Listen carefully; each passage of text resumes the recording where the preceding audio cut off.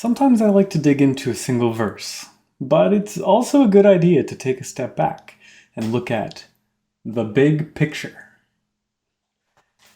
There is a lot of healing going on in Matthew 8, everything from casting out demons to fully restoring sick people. Why did Jesus do so much healing during his 3-year ministry? It's very difficult to know what someone's motivation is unless they tell you.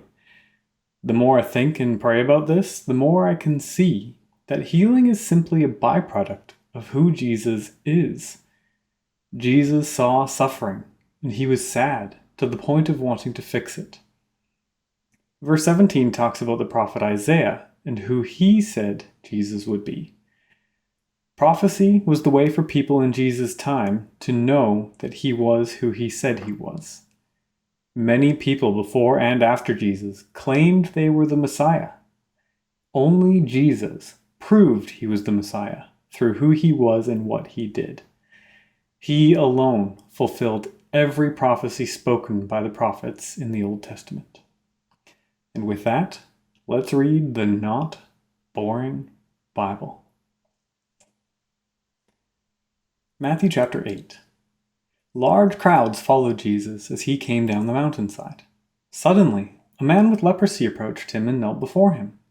"Lord," the man said, "if you are willing, you can heal me and make me clean."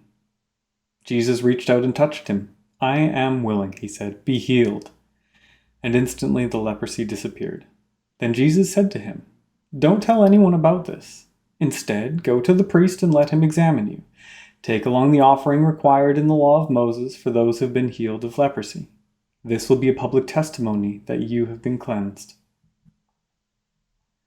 When Jesus returned to Capernaum, a Roman officer came and pleaded with him, "Lord, my young servant lies in bed, paralyzed and in terrible pain."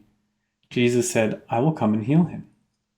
But the officer said, "Lord, I am not worthy to have you come into my home. Just say the word from where you are, and my servant will be healed.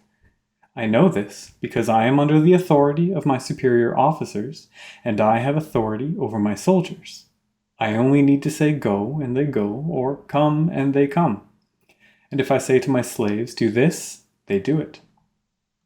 When Jesus heard this, he was amazed. Turning to those who were following him, he said, "I tell you the truth. I haven't seen faith like this in all Israel.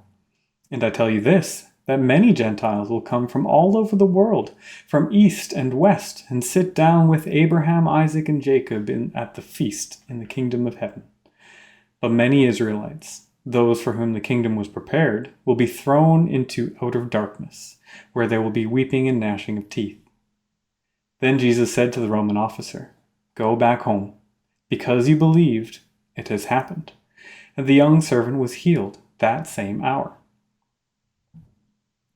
When Jesus arrived at Peter's house, Peter's mother-in-law was sick in bed with a high fever. But when Jesus touched her hand, the fever left her. Then she got up and prepared a meal for him.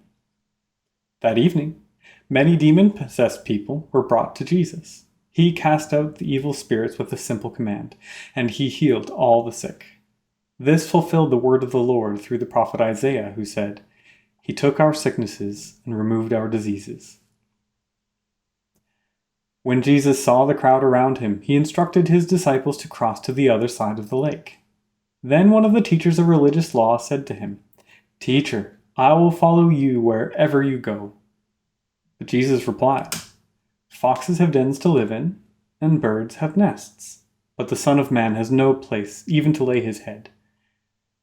Another of his disciples said, "Lord, first let me return home and bury my father." But Jesus told him, "Follow me now. Let the spiritually dead bury their own dead." Then Jesus got into the boat and started across the lake with his disciples. Suddenly, a fierce storm struck the lake, with waves breaking into the boat, but Jesus was sleeping. The disciples went and woke him up, shouting, "Lord, save us! We're going to drown!" Jesus responded, "Why are you afraid? You have so little faith." Then he got up and rebuked the wind and waves, and suddenly there was a great calm. The disciples were amazed. "Who is this man?" they asked. "Even the winds and waves obey him." When Jesus arrived on the other side of the lake in the region of the Gadarenes, 2 men who were possessed by demons met him. They came out of the tombs and were so violent that no one could go through that area. They began screaming at him, "Why are you interfering with us, Son of God? Have you come here to torture us before God's appointed time?" There happened to be a large herd of pigs feeding in the distance, so the demons begged, "If you cast us out, send us into that herd of pigs." "All right, go," Jesus commanded them. So the demons came out of the men and entered the pigs, and the whole herd plunged down the steep hillside into the lake and drowned in the water. The herdsmen fled to the nearby town, telling everyone what happened to the demon-possessed men. Then the entire town came out to meet Jesus, but they begged him to go away and leave them alone. I hope you enjoyed some not boring Bible reading. Let me know in the comments which parts of this passage you found the most interesting.